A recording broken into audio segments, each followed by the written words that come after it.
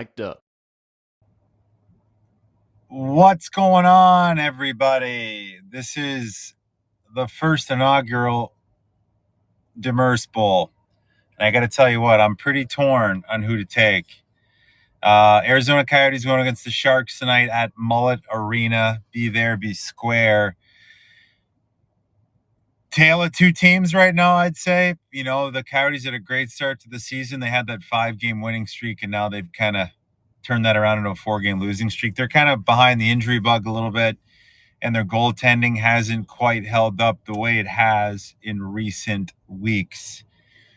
And they're kind of looking on I think they're holding on to the last wild card spot. They could be just outside looking in, but this is a huge game for them. Like, this is a Sharks team that, we could get into them. We'll get into them a little bit after this, just about potentially their chances of playoffs now that they're 6-2-2 in their last 10, which is like phenomenal. Like, night and day from what they did beforehand in the past, 20 games before their little run here. So, but the Coyotes, man, they've just kind of lost their game a little bit. They've lost their identity. I think they're playing a little bit too high offense, high octane, not playing as well defensively as they did as a 5-man structure, prior to this 4-game losing streak. The games against the Capitals and the Avalanche, the Tampa Bay Lightning, the Golden Knights, all the past winners in the past 5 years, which is pretty cool. They got 5 wins in a row. It was an amazing story. They were playing tight D. They were really playing up and down through the lineup. Their power play was cooking, and they've kind of gotten behind the injury bug. I think losing Hayton's been a big thing for them. Schmaltz might be out tonight. They lost McBain, who was a big piece on their fourth line. They've kind of done well without him. Then Sean Dursey, who's their point per game guy almost, and they've kind of struggled to find something going in the power play. Dumba being on the power play, the puck hasn't moved as effectively. I like that they put Kerfoot down low, but it just hasn't moved the way it moves with Dursey on the back end. So I don't know if they make a change there or it's just guys getting comfortable and getting more reps.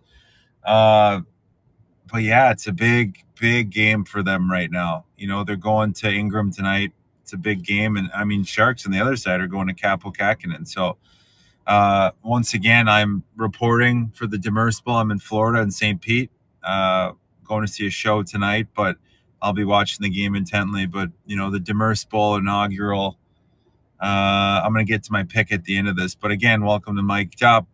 This is a beautiful app where you get to ask your questions directly to me. I hear your voice. I answer them in real time. So let's get to the first question here and see what we got. Hey, Jason. It's great to see the Sharks doing better lately. It's really gratifying to see a lot of the work the management team put in is paying off. Who would you say the key players are? And who would you say the players are that we haven't seen the best of yet? I think that's it. That's it. Wow, yeah, they have turned it around, and they've been doing it more from a team effort. But I mean, the buck starts and stops with Tomas Hertl, and he's been unbelievable. He's taken on such a leadership role that I don't know if I ever thought was possible with him, just his happy-go-lucky style. But he's been incredible for them, up and down defensively, offensively, starting these comebacks, some of the games that he's had, he's just done it all for them. I've really liked William Eklund also. He's really coming to his own. I do see a path for him to become a very good two-way winger. He plays hard. He's like a Connor Garland of sorts, I think. He might even have a little bit more skill than Garland, but I think he's a very similar player. My boy, one of my favorites, Justin Bailey, has been a welcome surprise in addition to this team. I didn't think they expected him to kind of have an impact that he's had, and he's just been getting more and more minutes and producing. And my other boy, the hound dog, Luke Cunnin, back tonight, which I can't wait. I think he's playing with Bales. That's a great line. I think those two together, that speed and that work ethic, I think they're going to do some good things. On the back end, their back end's been good. They've held up. They've held up well. I think again they've had some injuries too. Like San Jose is dealing with the injury bug as well with Embersim and Benning now. Henry Thrun's back in the lineup tonight, or he was against Vegas. Sorry, not Vegas, against Winnipeg. My days are all messed up. So I think he showed out well. Other than that weird icing delay of game when Blackwood broke his skate, but as Quinny said, he's a Harvard guy. They expected a lot more out of him. That intelligent brain. I think Thrun has, he has a path to the NHL. I think his skating needs to be worked on a little bit. His passing and decision making is good for that age. I just think he's not the fastest fleet of foot. So I think for him, it's going to be anticipation and the way he reads the rush. He's a guy that people have probably heard about, waiting for him to make it as a mainstay. And this is definitely a chance for him with the injuries to their back end. I've liked Ohochuk, Ochuk Nikita. I'm not even going to take a stab at that name. But Nikita's been good. He's a shot blocker, hits. At times, a couple, the puck, he's not the friendliest with the puck, but I thought he's been good. Kalen Addison, he keeps moving the puck well. I like his toughness. He's not afraid to get in there and put himself in harm's way. Not the best thing you want to see out of your top offensive guy, but I think I like that. I like a little piss in my D men. And then that's kind of, I think, guys that I'd like to see more from. Obviously, Hoffman could always give more. He's a shooter. He needs to be way better. I think game in and game out, his consistency. I think LeBank's coming on. I know he's just been in the doghouse with the coach, and I've been there. It's tough to kind of play when the coach is on you time in and time out. And then, listen, somebody that needs to give a little bit more now that the team's playing better is Mackenzie Blackwood. I think he's showed some good games recently now on this winning streak, but he's given up more goals than he has at the start of the year when the team was playing like dog water. But now they're playing like a team, and I think he might just not be used to getting less shots than 55 a game. So he's probably a little bit weird. He's not as warm seeing all that rubber, but he can always give more. But I like the way that Kaapo Kähkönen's come in and stepped in and showed his willingness to kind of be the number one and push, and that's what you want out of your team, out of your goaltending tandem. So that's kind of my rundown of all the boys I like and don't like.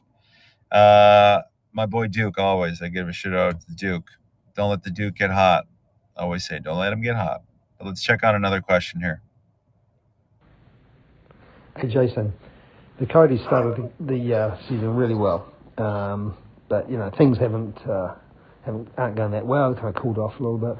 So how important do you think this game is for them at this time of year? Thanks. This is a bigger game for the Coyotes than it is the Sharks. I mean, every game is big for the Sharks right now, but the Coyotes right now are at a weird precipice of the playoff spot. They're kind of in a rebuild. They didn't expect to do this well, but if I'm a GM and ownership, you have projections, but if you pass those projections, I believe you have to make a move, and you have to be fluid. You can't just say, well, we're sticking to the system. We have a chance to maybe make the playoffs and make some waves, playoff hockey at Mullet Arena, but we didn't expect to be in the playoffs, so we're just going to let this die out and fizzle out. So I think this is a huge game for them at home. They need this game. They're 2 points out of a playoff spot, or 1 point. The Sharks are coming on. This is not a game to take light for them, and they're on a 4-game losing streak. Like, you can't go into 5 games, 6 games. This is a game they need to have. So this is a way bigger game than the Sharks. But to the point, it's still a big game for the Sharks. But the Coyotes need to break up the juju a little bit, and it's going to be tough if Schmaltzy's out too. It's going to be a tough one for them, just because he's been so good. He's probably been their best forward, him and Clayton Keller, all year. I mean, I'd probably say Michelli's up there as well, but he's been their most dynamic offensively. So it's another hit to their power play. But guys are just gonna have to step up. It's been next man up for both these teams all year. I think Michelli needs to have a big one tonight. He's going to be a guy that they're going to lean on, I think, if Schmaltzy can't go. But yeah, 100%. Coyotes, this is a huge, huge game for him. Let's check. Got a couple more. We got Shang Peng, my boy. Shanger. Let's go. Hey, Jason, should the Sharks trade Mario Ferraro? And what do you think that they would get back in a trade? Wow, I love that question. Should the Sharks trade Mario Ferraro, and what would they get? Beat writer for the San Jose Sharks jumping on Mic'd Up. I love it. I'm going to try to have him on one of these shows as well and chat with him and talk to him about all things Sharks related. Do I think the Sharks should trade Mario Ferraro? If right now I would say, and I do like Mario's game, but at times, and I love him as a person. I've met him a couple of times and think he's a great human. I just don't quite know where he fits in their rebuild. Because is Mario going to be that top 2 guy, or when you do have a rebuild, is he going to be like a 5-6? I feel like if you have some guys come in and they do have a couple good prospects on D in the minors, and Thrun they probably think is going to be a top guy. You have Addison. So do you keep him for the rebuild and then he slots in as your 5-6? He's gained that veteran savvy, or do you trade him away for a couple picks? I don't know what you'd get for him right now. I don't know what the market is, but if I'm them, I trade him for. I think you'd get for Mario at his age. I do think a team pushing for a playoff spot could use him as a 5-6, and even those top teams, those contending teams, I think he could be a good 7. I don't know on these top teams like a Carolina, if he's, you could see him in a Carolina as a depth guy. He kind of fits that mold. The Hurricanes, and I know Burnsy's there. Burnsy would, be a big advocate for him. I also see him, Carolina's a good team, a Minnesota who's kind of on the precipice, even an Edmonton Oilers, who I've been a big proponent on the Oilers going after a goaltender. You saw last night when they played the Lightning, they should have won that game 10-1, but they lose it 7-4 because of goaltending. And it's not to say that Skinner's not good, but you need a number one if you want to make a run in the playoffs. Doesn't matter how good you are, unless you're the Colorado Avalanche when the year they won, they gave up 12 shots a game. They were just the team to beat. But I do think a team like Carolina could benefit from them. A lot of teams on the East, the Devils could use somebody like Mario, who plays a solid defensive game, block shots. He's a good PK guy. Oilers too, you wrap them up with a Blackwood and you get some big prospects like a Philip Broberg, and you take Campbell's contract. You do a whole there's a lot of stuff to do. So, but I'm on the fence because I'm a big glue guy, room guy kind of player. I'm a little biased because that's kind of was my MO when I played, and I never liked how guys like that aren't valued as much in the room, what they do on a day-to-day basis, calming guys, making guys feel comfortable, getting guys together to hang out, and also like in the room, just being that levity that teams need at times when it's stress, and I'm sure during this huge losing streak, he was huge in terms of morale, just the way he comes to the rink every day and prepares. So I'm a fence one, the GM in me, now that I've been out for 6 months, the GM in me is like, yeah, if you can get a pick for him, but I don't think they're as far off as people think. When I started the year, I was like, oh God, this team's a mess, and they're freaking 8 years out. But with Bailey coming in, Cunnin, I've really watched this team close. They need some D. I think their D, even I know they have some prospect in the minors, but they need a couple guys to come in and some bona fide 1-2 D-man. They have the goaltending if they wanted to keep it. They have depth in terms of, I like their bottom lines for their hardworking guys that play the right way up and down.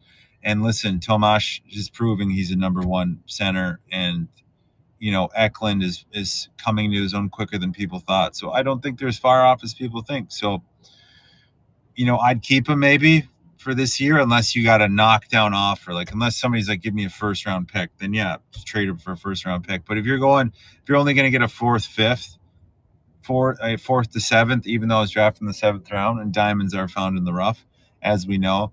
I don't think it's worth it unless it's a first or second round pick, or two 4s, 2 2s. I wouldn't do it. Just hold on to them and wait till next year and take a peek. So, but Shanger, can't wait to hear more from you, buddy. Love it.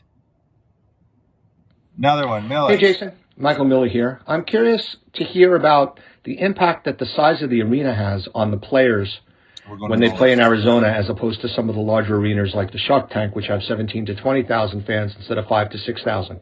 How does it impact the energy from the fans, if at all? How does it affect the communication on the ice, the communication from the coaches? And how does it really impact the game when the arena is that small, the sight lines as well? Thanks.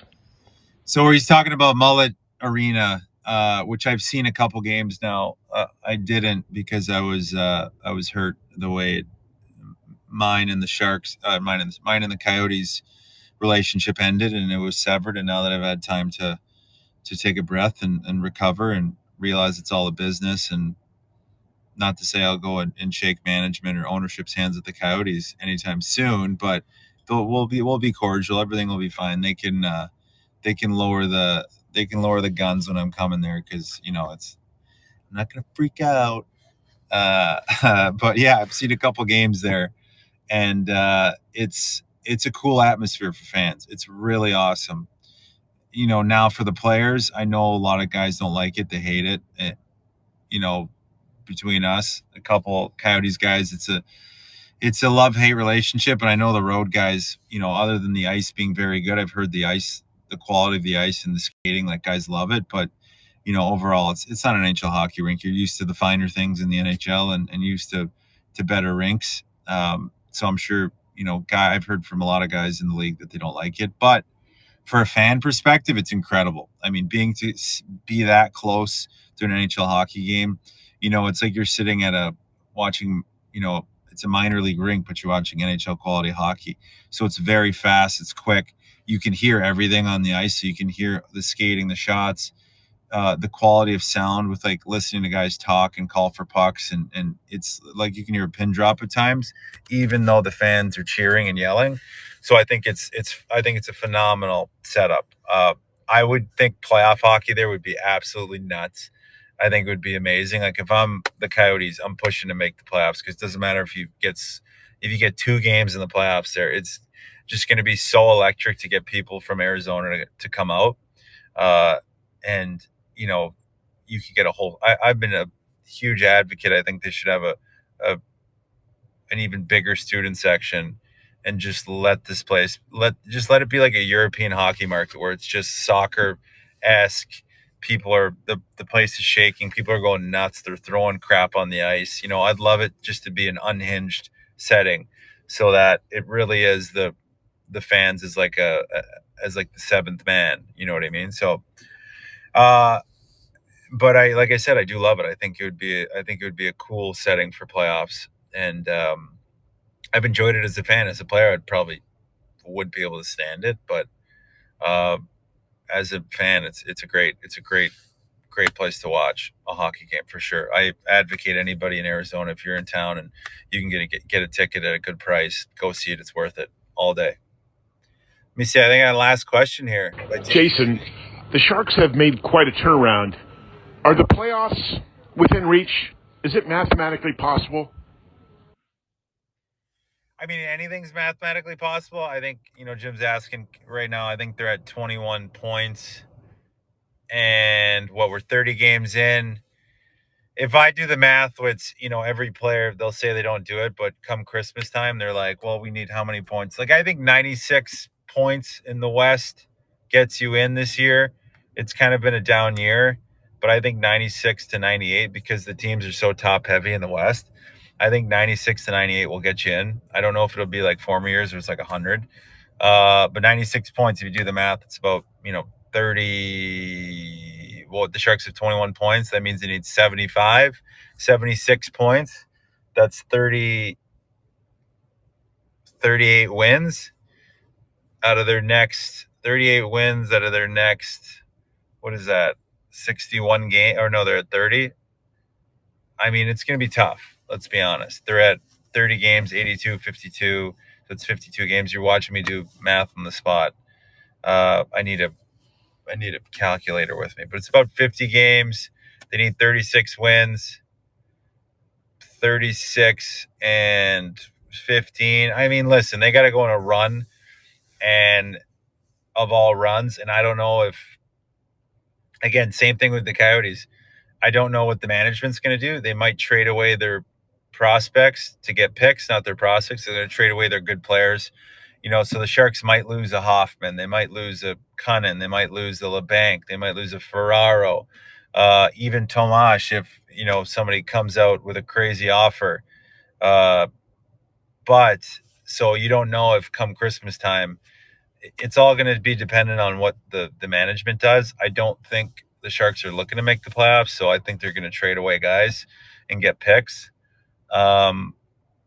So I don't see it possible for them to make it, but I mean, I think they could definitely make a run and at least go up in the standings. I'm not a tanking guy. I never was. That's why once I go into the GM space, if I ever do that, I'll worry about that. But as a fan and a player, I want teams to try to win and make the playoffs, even if you get one round in. Those years with the Sharks were 20 to 25 years, I think, seasons in a row where we made the playoffs. I know the Red Wings had done that the years when I started in the NHL. They won about, they were in the playoffs. And even if it was for one round, you're in the playoffs. It's great for fans. You keep fans engaged and you keep players engaged. You want players to come to your team to make the playoffs, win the cup. That's the goal.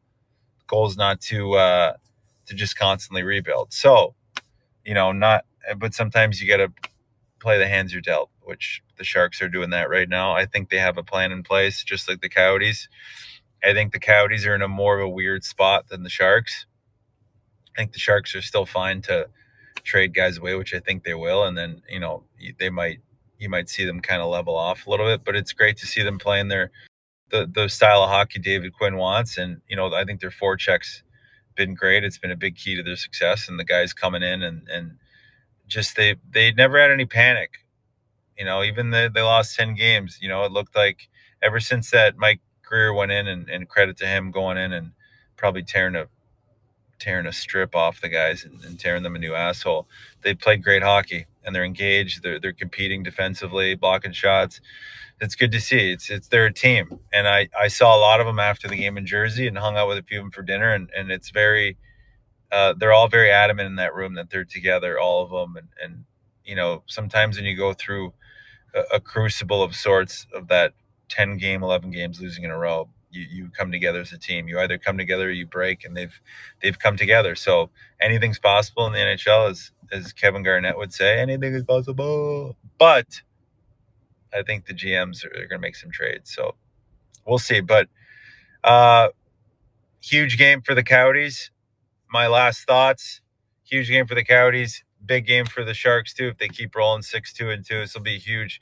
I mean, it's a 4-point game in the West.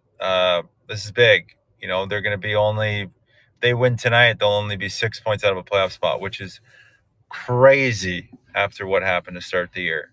So it's big either way. And for the Yotes, they need to go. But my prediction, I think the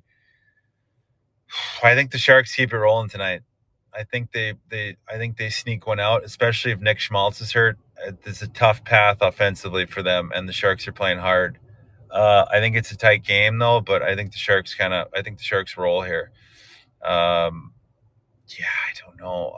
I want to take Yotes because the desperation of them losing 4 in a row, but Sharkies. I'm going to say 4-2 win Sharks. 4-2. Maybe Connor Ingram's in nets. I'm going to go 3-2, tight one. 3-2 overtime win. Everybody's happy. Get a point. 3-2 overtime win Sharks. Everybody, this is Mic'd Up. I appreciate you guys jumping on, and I appreciate all the questions. It's amazing. We're going to keep rolling with this. Shanger, awesome question. Shangpan, we're going to have you on one of these days. We'll co-host one together. All right, everybody. Cheers. It's JD from Mic'd Up.